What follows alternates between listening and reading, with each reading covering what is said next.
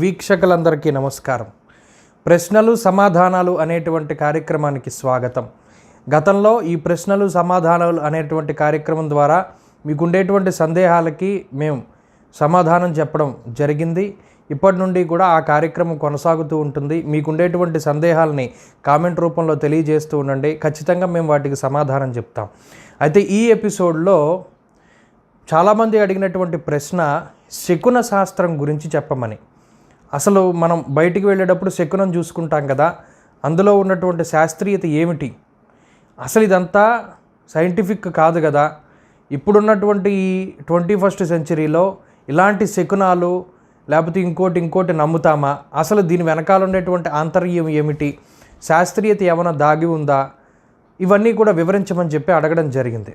అయితే మనం ఇప్పుడున్నటువంటి ఈ యుగంలో ప్రతిదీ కూడా సైంటిఫిక్గా ఉందా లేదా అంటే శాస్త్ర పరిజ్ఞానం మనకి పెరుగుతూ ఉన్నది. ప్రతిదీ కూడా మనం నమ్మట్లేదు. ఎంతసేపు దీనికి సంబంధించింది ఏంటి, వెనక ఏముంది అనేటువంటి ఆలోచనను చేస్తూ ఉన్నాం. అందులో భాగంగానే ఈ రీసెర్చ్ ఓరియంటెడ్ డెవలప్మెంట్ అనేది చాలా ఎక్కువగా జరుగుతూ ఉంది. అంటే ఎంతసేపు ఆ తత్వాన్ని గ్రహిస్తూ ఉన్నారు. అలాగే ఇందులో ఏది నిజం, ఏది అబద్ధం, ఏది మూఢం, ఏది నిగూఢం అనేటువంటి విషయాలను కూడా ఆలోచిస్తూ ముందుకు వెళుతూ ఉన్నటువంటి యువతరం ఉన్నటువంటి జాతి మన ఇప్పుడు ఉన్నటువంటి భారత జాతి. సనాతన ధర్మం చాలా గొప్పది అనేటువంటి విషయాన్ని ప్రతి ఒక్కరూ అంగీకరించవలసినటువంటి అవసరం ఉంటుంది. మరీ ముఖ్యంగా ఇలాంటి శకున శాస్త్రాలకి సంబంధించి లేదా స్వప్న శాస్త్రానికి సంబంధించి లేదా ఈ పురాణాలు, ఈ ఉపనిషత్తులు, ఇటువంటి వాటికి సంబంధించి మన వాళ్ళు అందించినటువంటి జ్ఞానం ఎంత గొప్పది అనేది దాని మీద అధ్యయనం చేస్తే తెలుస్తుంది. ప్రస్తుతానికి ఉన్నటువంటి ఈ శకున శాస్త్రాన్ని చూస్తే, శకునము అంటే మనం సాధారణంగా బయటికి వెళ్ళేటప్పుడు ఎదురు చూసుకుంటాం, ఇది శకునం అనుకుంటాం. అంటే కొద్దిగా ఈ శకునం మీద చాలా మూఢాలు ఉన్నాయి. ఎవరో ఎదురొచ్చారని లేకపోతే ఇంకోటి ఏదైనా ఎదురొచ్చిందని ఇలా రకరకాలుగా మనం భావిస్తూ ముందుకు ఈ తరంలో ఉన్నాం. అయితే అసలు ఈ శకున శాస్త్రం ఏం చెప్తుంది అంటే ప్రకృతికి మనకి ఉండేటువంటి సంబంధాన్ని గురించి చెప్తుంది. ప్రకృతి మనతో ఎలా మాట్లాడుతోంది చెప్తుంది.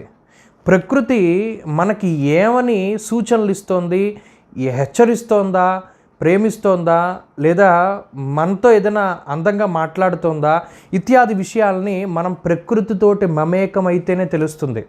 ఉదాహరణకి వర్షం రావడానికి ముందు తుమ్మెదలు గాల్లో తిరుగుతూ ఉంటాయి. అంటే ప్రకృతి ఏం చెప్తోంది, తుమ్మెదలు ఎందుకు తిరుగుతున్నాయి, వర్షం వస్తోంది, వర్షం రావడానికి ఇది సంకేతం, ఇది శకునం అంటది. అలాగే ఎక్కడో భూకంపం వస్తే ఇక్కడ ఉన్నటువంటి మూగజీవాలు చాలా కంగారు పడుతూ ఉంటాయి, అది శకునం. అలాగే చాలా విషయాల్లో మన ఋషులు జరగబోయేటువంటి దాన్ని ముందుగా ఎలా గుర్తించాలి అనేటువంటి దాన్ని, ప్రకృతి మనతో ఎలా మాట్లాడుతోంది అనేటువంటి విషయాల్ని ఈ శకునం రూపంలో మనకి పొందుపరిచి చెప్పడం జరిగింది. ఉదాహరణకి మనం బయటికి వెళ్తూ ఉన్నప్పుడు కొన్ని రకాలైనటువంటి సంకేతాలు కనబడ్డాయి అనుకోండి. అంటే ఏంటి, ఉదాహరణకి మనం తీసుకుని ఇప్పుడు ఏ పిల్లో ఎదురొచ్చింది, లేదో కుక్క ఎదురొచ్చింది, లేదో కొన్ని జంతువులు. ఇది కుక్క పిల్లి అని కాదు, కొన్ని కనబడకూడనటువంటి జంతువులు గనక మనకి కనబడితే, ఏ పాము వచ్చింది మన ఇంట్లోంచి బయటికి వెళ్ళేటప్పుడు మనం బయటికి వెళ్ళిపోతామా, లేదు, ఆ పాము ఇక్కడిక్కడే తిరుగుతోంది, ఒకసారి మన ఇంటికి వెళ్ళి మన లోపల ఏమైనా దూరిందా, మన ఇంట్లో దూరిందా, లేదా పిల్లి తిరుగుతోంది, పిల్లి ఎందుకు తిరుగుతుంది, ఎలకలు ఉన్నాయని తిరుగుతుంది, పిల్లి ఎలకను తిందా, లేదా ఆ పాము ఏదైనా ఎలకను పట్టుకు తిందా, లేదా ఈ జంతువులు సరిగ్గా తారసపడవు. మీకు అర్థమయ్యే ఉంటుంది, మీరు పట్టుకోగలిగితే సాధారణంగా కొన్ని జంతువులు తారసపడవు. ఈ పిల్లులు తిరుగుతున్నాయంటే పిల్లులు ఎందుకు తిరుగుతాయంటే ఈ ఎలక తిరుగుతోందని అర్థం. ఈ పిల్లి వచ్చిందనుకోండి, ఆ ఎలక ఏదో మన ఇంట్లో ఉంది, అదేదో పాడు చేస్తూ ఒకసారి వెళ్ళి చూసుకోమని అర్థం. లేదా ఏ పాము ఎలకను పట్టుకుని సగం కొరికి తినేసినప్పుడు ఆ పిల్లులు అవి వచ్చి తినడానికి, లేదా మిగతా జంతువులు తినడానికి చాలా రకాలైనటువంటి రీజన్స్ ఉంటాయి. మీరు చూడండి, గతంలో అంటే ప్రకృతి నిజంగా మనతో మాట్లాడుతుంది. గతంలో పంచతంత్రం వాటిలో అంటే చూస్తే ఈ పక్షులు మాట్లాడుకునే భాష మన వాళ్ళు మాట్లాడేవారు, పక్షులు ఏం మాట్లాడుతున్నాయి మనకి అర్థమయ్యేది, జంతువులు ఏం మాట్లాడుతున్నాయి మనకు అర్థమయ్యేది, ఇలాంటివన్నీ కూడా ఉంటాయి. ఒక రాక్షసుడు పుట్టాడు. ప్రకృతి మనం పురాణాల్లో వర్ణించినటువంటి తీరు చూడండి.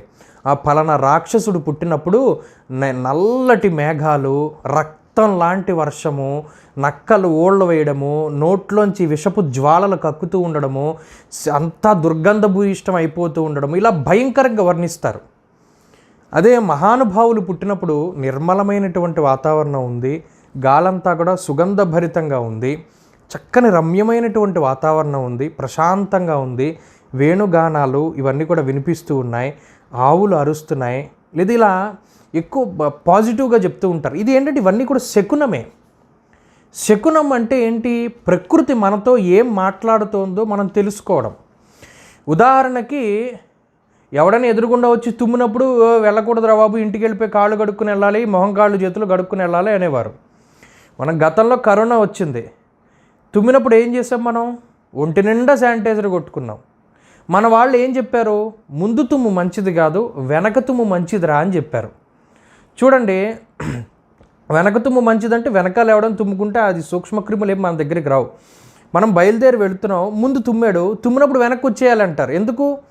ఆ క్రిములు అక్కడ స్ప్రెడ్ అయి ఉంటాయి కాబట్టి ఆ ముందు తుమ్మినప్పుడు మళ్ళీ ఇంటికి వచ్చి కాళ్ళు చేతులు మొహం అది కడుక్కొని మనం ముందుకు వెళ్ళాం. ప్రతి దాంట్లోనూ కూడా శాస్త్రీయత. ఏమి చెప్పినా కూడా దాంట్లో ఒక నిగూఢమైనటువంటి రహస్యం ఉంటుంది. కొన్ని జంతువుల గురించి చెప్పారు.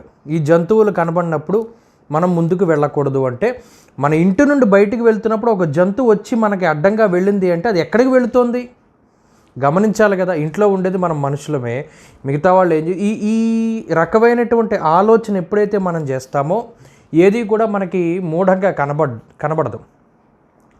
శాస్త్రీయత ఎంతవరకు ఉంది? మహానుభావుడు వివేకానందుడు ఒక మాట అన్నాడు. ఆయన ఏమన్నారు?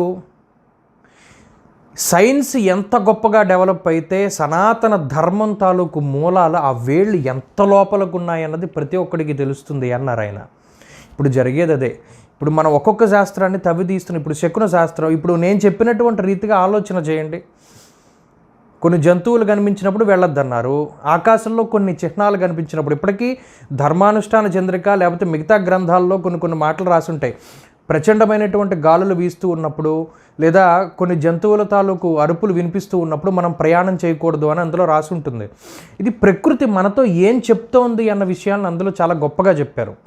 దీన్ని మించిన అద్భుతమైనటువంటి శాస్త్రం స్వప్న శాస్త్రం. అసలు అది ఆ కళ వచ్చింది అంటే దానికి సంబంధించి ఏదో ఒక ప్రత్యక్షమైన నిదర్శనం కనబడిపోతుంది. అది మనం తర్వాత వీడియోలో చెప్పుకుందాం. అయితే ఈ శకునానికి సంబంధించి మాత్రం ఈ రకమైనటువంటి ఆలోచన చేస్తే ఖచ్చితంగా మన పూర్వీకులు చెప్పినటువంటి మాటల్లో ఎంత శాస్త్రీయత ఉంది అనేటువంటి మాటలు మనకు అర్థమవుతూ ఉంటాయి. అలాగే మీ ప్రశ్నల్ని మాకు సంధిస్తూ ఉండండి, కామెంట్ల రూపంలో తెలియజేస్తూ ఉండండి, వాటికి సమాధానం చెప్పేటువంటి ప్రయత్నం చేస్తాం. స్వస్తి.